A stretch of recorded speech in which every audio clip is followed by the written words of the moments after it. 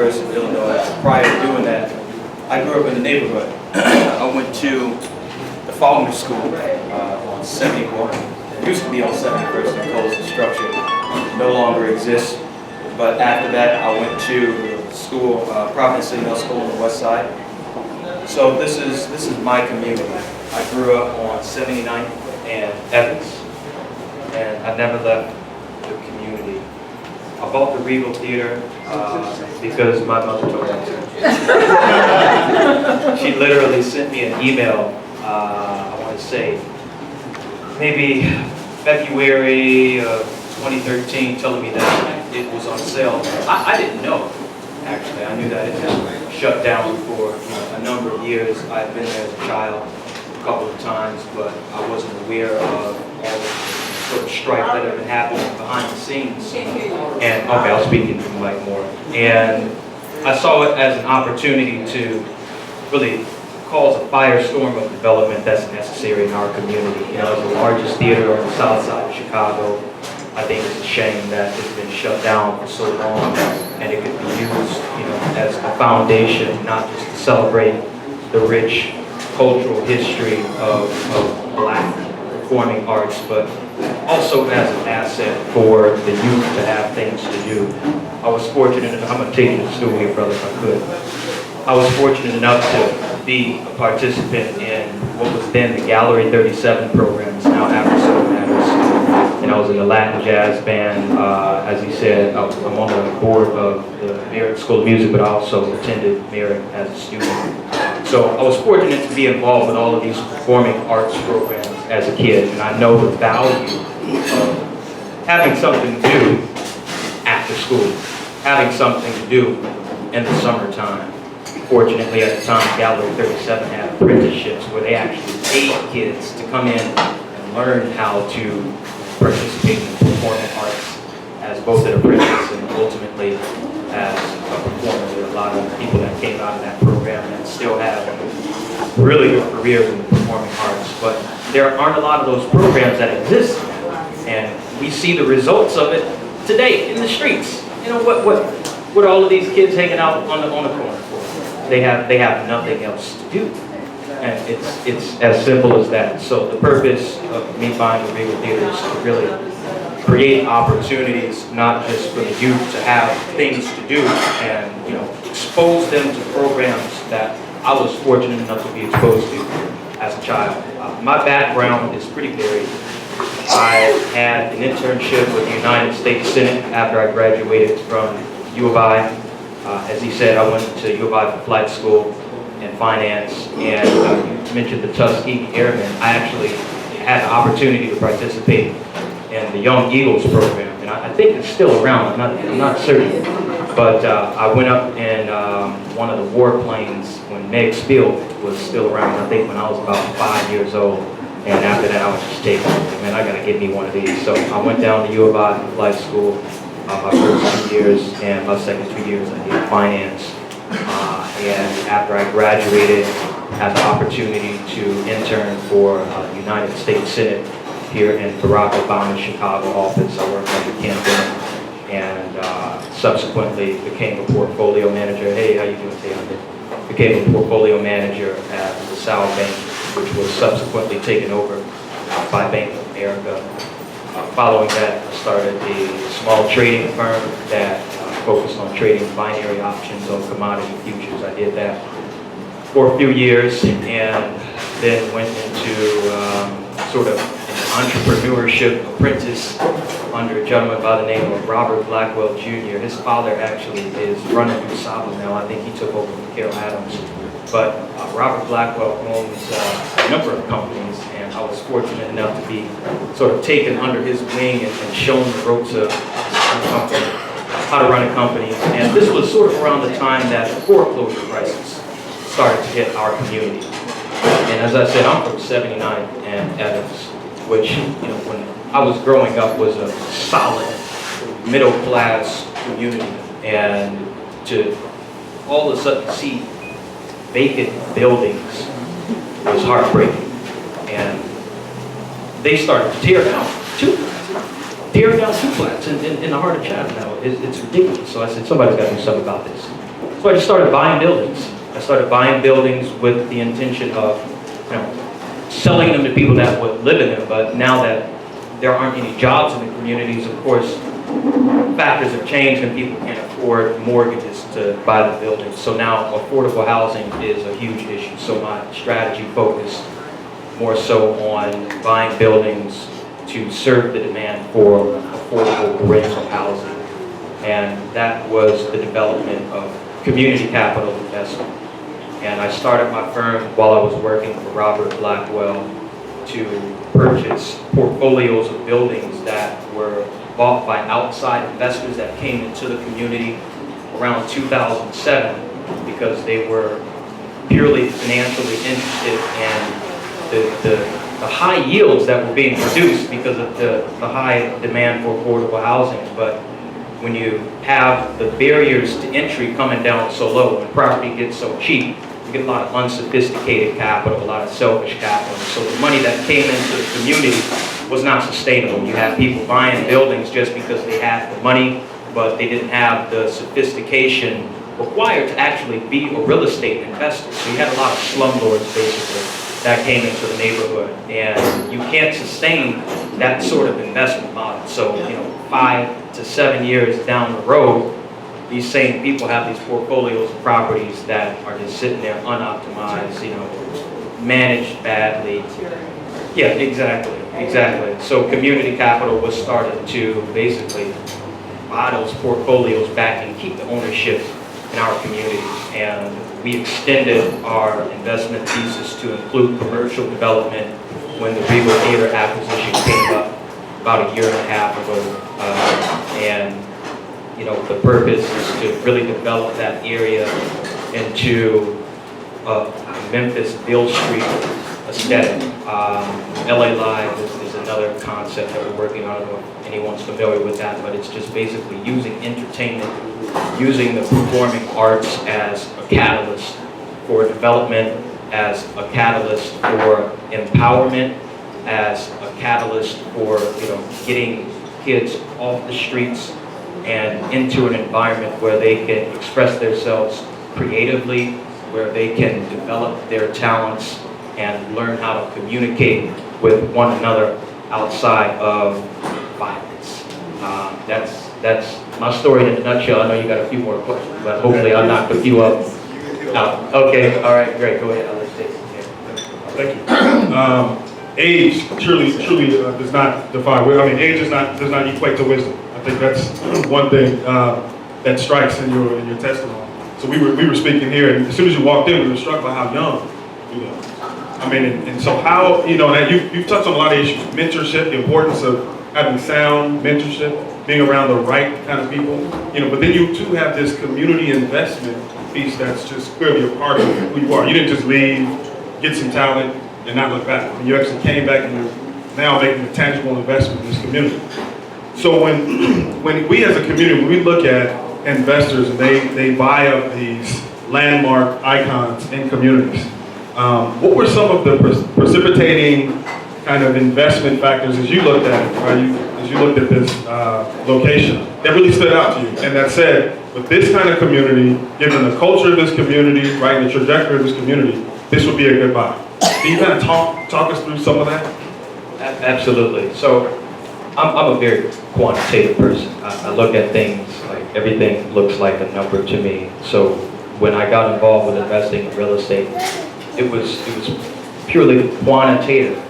And I'm also a capitalist. I like to make money. I'm a trader.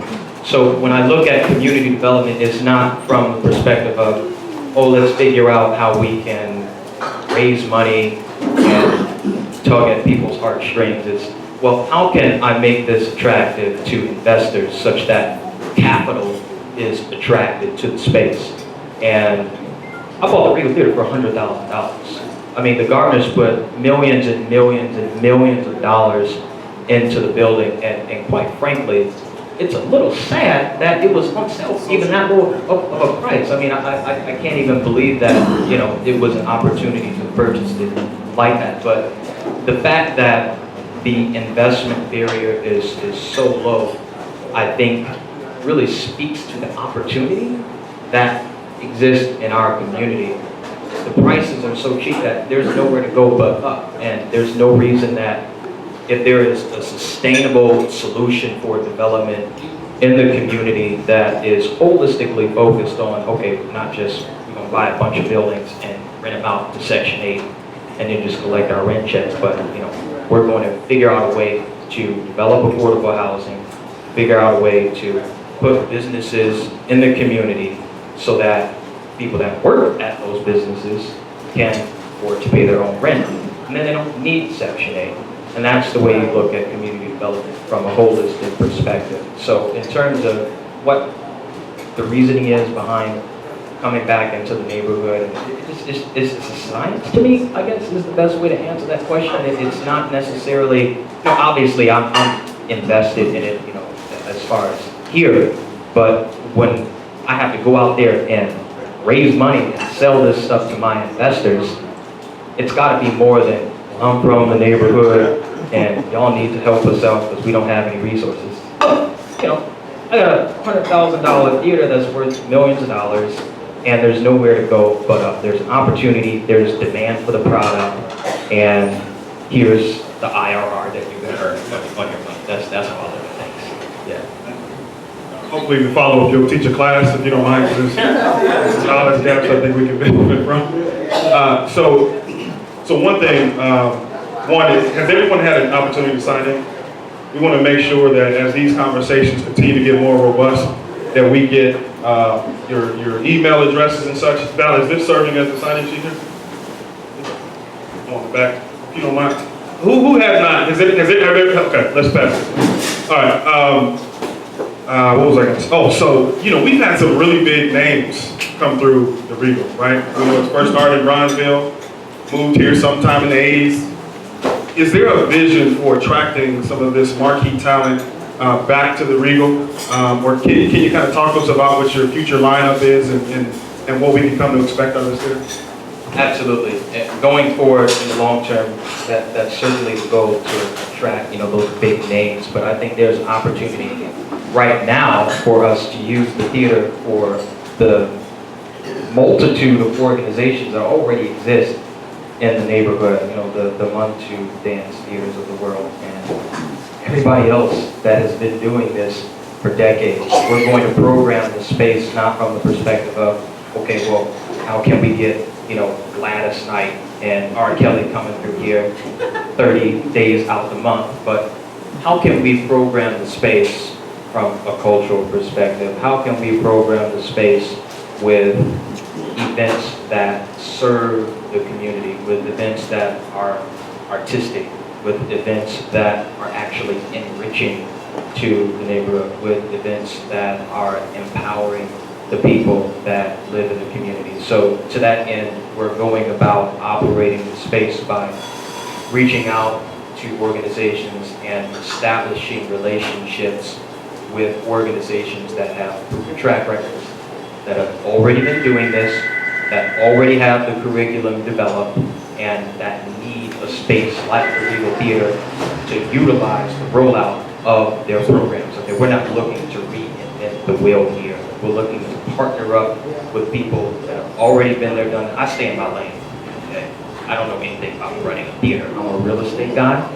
I am an investor, finance guy. So my purpose is to stay at the chairman level and really sort of guide the development of the strategy and to let the people that know what they're doing as far as operating artistic programs utilize the space to the benefit of obviously their organization and the community as well.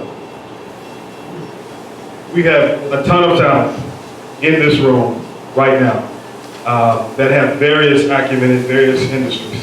What would you suggest would be the best way that they could reach out to you? If they say, hey, we have this dance theater, you may not know about it.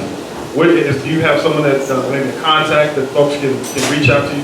Can you explain it for us? Yeah, absolutely. So I can write my website down, and there's a contact form on there that get your information, and that is the best way to get in touch with us. A lot of folks are like, we don't know who you are, who community capital is, where the heck did you come from, how do we get in touch with you? I'm in private equity, so I like to stay private. I like to take pictures, try to stay out the media as much as I possibly can. With the legal theater, I know I gotta put my face out there. The website, for those that can write it down, and I'll make sure that it can go around and be accessible later, is COMCAPIND. It's the first three letters of Community Capital Investment.com. And I'll write that down again so everybody can access it later. COM, like .com, CAP, like a baseball cap, and then INV, as in the first three letters of investment.com. And I'll write that down later. Stephanie, if you could make sure I need some paper or something so I can. Okay, thank you. So we're going to open this thing up now to the community. I know we have a question here first. We had a second one over here. Was it one of you? Okay, Yvette? Okay, so I'm going to start here, then we'll come around. Thank you. My question is, if you search under Regal Theater, will it just pop up? The website? Yeah. Nope. Oh, okay, all right. I was thinking that if you're looking for investors, that might be something to get that as a browser word.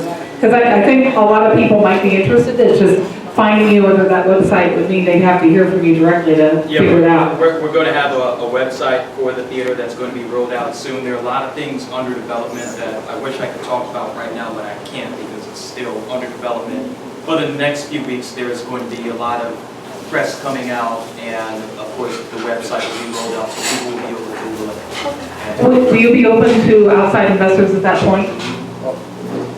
Yes.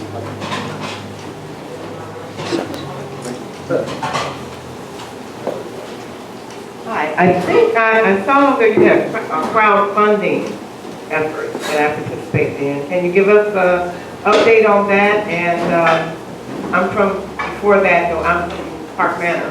Okay. Actually, my parents moved here 50 years ago, but I had a two-flat in 74th and Michigan that we lost in that same scenario that you described. So I'm happy to have you both in Chatham, on the edges of Chatham and South Shore. Absolutely. As well. But tell us a little bit about the crowdfunding and the thought behind that. Thank you. So first of all, is everybody familiar with what crowdfunding is?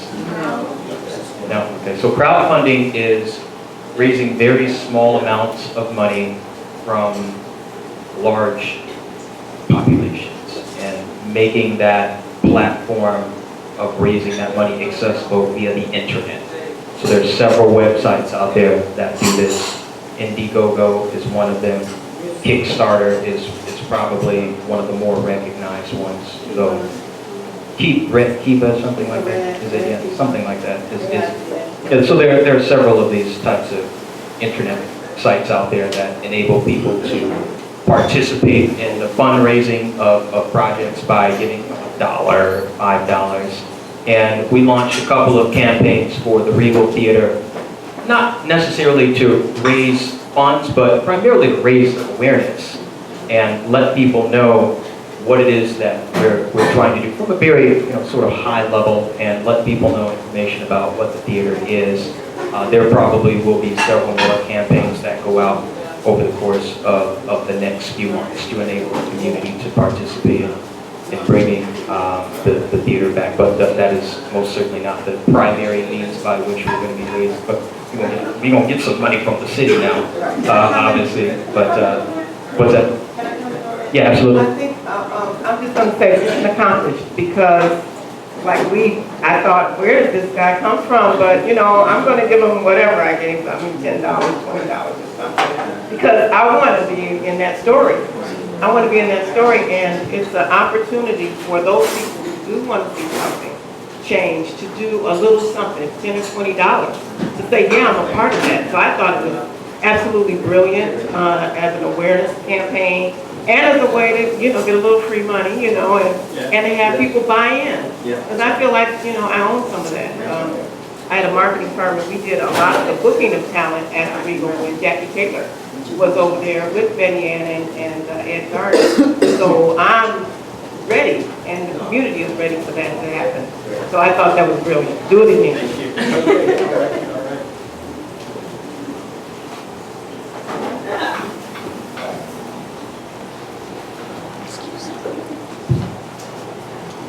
Congratulations. I mean, you know, Dr. Ham to school. My question to you is, as you stand there today, if you look 3, 4, 5 years down the pipe, just tell me very graphically, visually, what you see in terms of development, youth, artistic performance, artists, etc. in this community.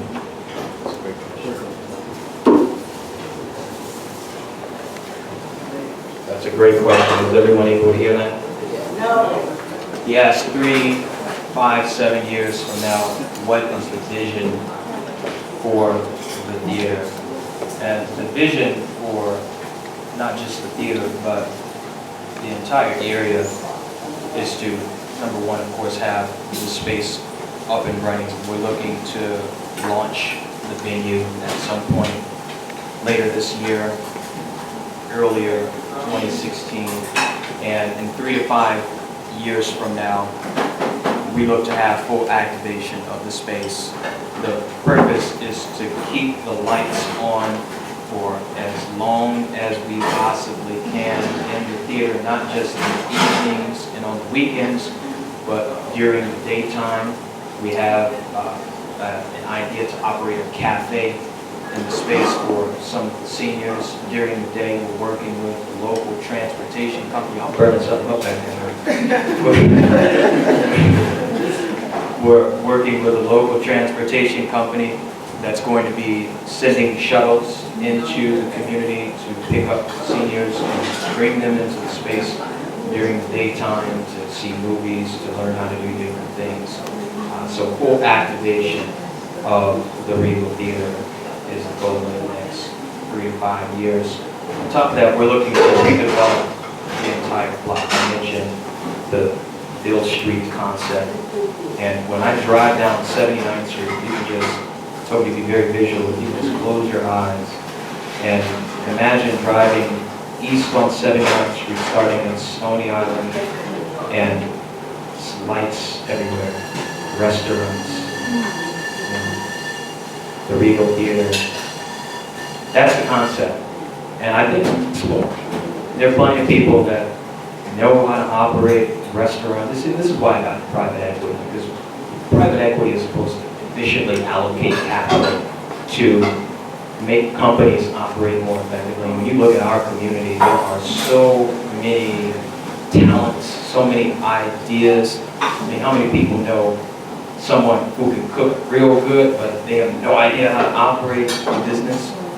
There are opportunities to bring private equity into our community to create these types of entities that can develop what will ultimately be the Regal Theater cultural history.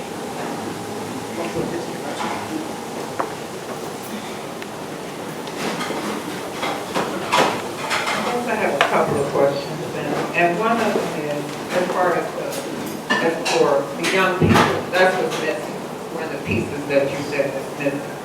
So how, do you have an idea how you will come up with the people that can teach music and teach dance, and so that the space can be used in that way? Do you have any idea as to how that will work? As I said earlier, I stay in my lane. Yeah. So there are already organizations that know how to do that. And they're right here in the community. There's no reason that we cannot work with them. The purpose is to approach the programming of the space from a modular perspective. We just want to plug them right into the model. I don't need to go out there and find a bunch of dancers that know how to teach African dance, because I'm been doing it for 30, 40 years.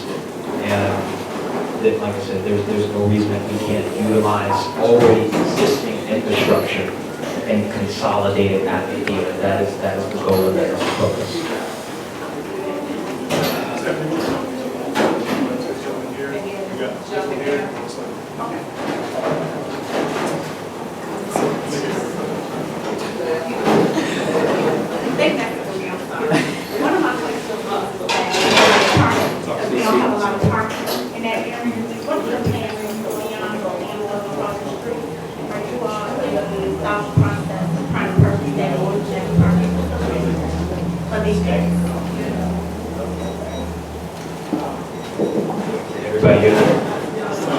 She asked what is the goal for parking, about the parking. So we're gonna operate a shuttle service back and forth from the Sears parking lot. That's just across Stony Island. I don't want anybody walking, not yet, in the neighborhood. So we're just going to operate buses that go back and forth. We'll have a premium valet service, of course, as well as pull up, act like they want to stump on somebody, leave their car in the front. It's going to go right to the Sears parking lot that they could have drove to themselves. They want to pay a little extra. That's the solution for parking, and the answer ultimately will have a parking garage built.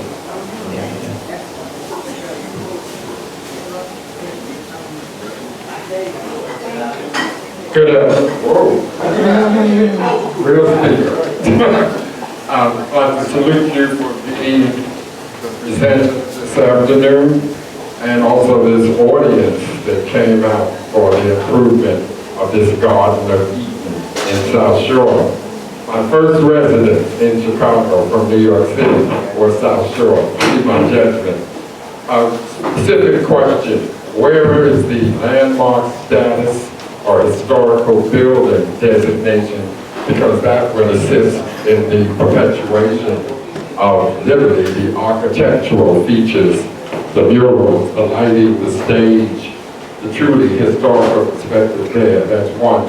And secondly, I'm glad you did mention the shuttle and the bus situation, because as I see the trolleys and the double-deckers hitting some other areas 24/7, that perpetuates their landmarks. So I was wondering how that would fit in. And last but not least, on the student piece, I look forward to working with you regarding that, because that's been my passion for a half a century. So we'll gladly donate that to the cause. Thank you. Your name?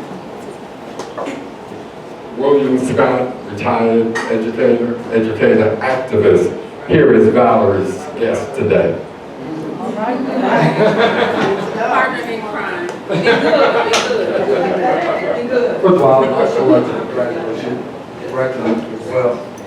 But my question would be, whether to take on any kind of project, and you can use a video as an example, what are some of the components that you look at for the risk to compare to the reward of a project? So first, as to the landmark status, the Regal Theater was designated a Chicago landmark in 1992, and we are working to get it listed on the National Register of Historic Places as well.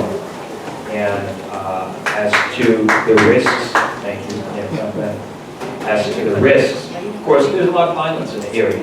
You know, we have to address that, but quite frankly, there's a lot of violence in the area because there's no economic development happening over there. You know, people aren't going to get robbed in broad daylight if there's a show letting out of the theater. Okay, the space has to be activated in order for us to get rid of crime.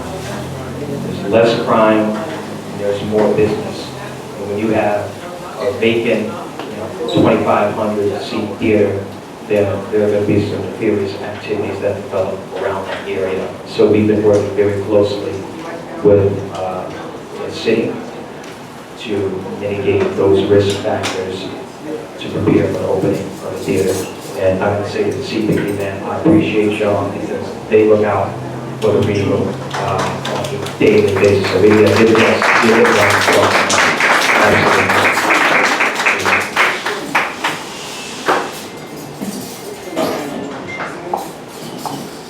Mary Stevenson.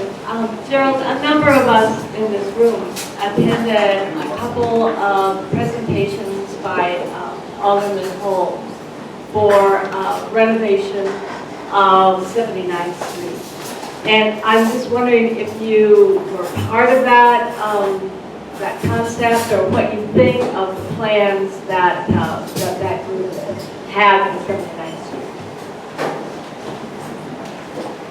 So there's a lot going on in South Shore right now.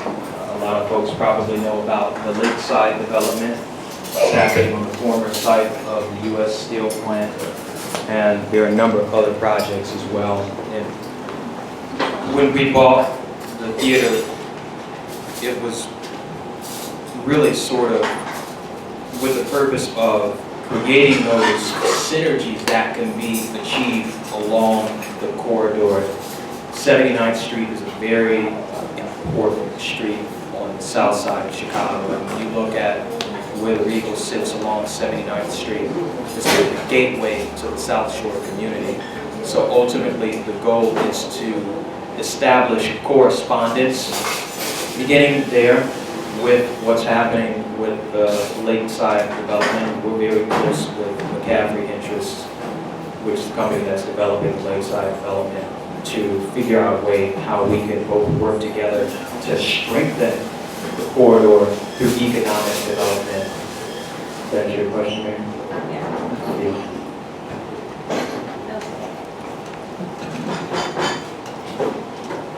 Yes, just want to say congratulations to It's good to see a young African-American man doing some good things. Clap that up, that's good, yeah. The question I want to ask, when can we look forward to the first actual show performance that's going to be there? We're looking to open it here later this year or Q1, Q2 of 2016.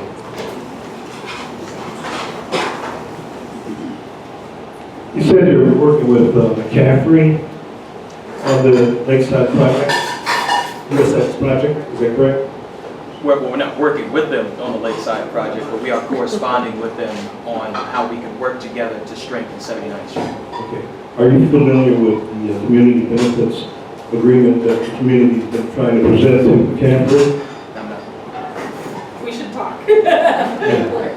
If you're gonna be working with McCaffrey, I think you should know about the community benefits agreement that the community's trying to bring to the attention of McCaffrey. Okay?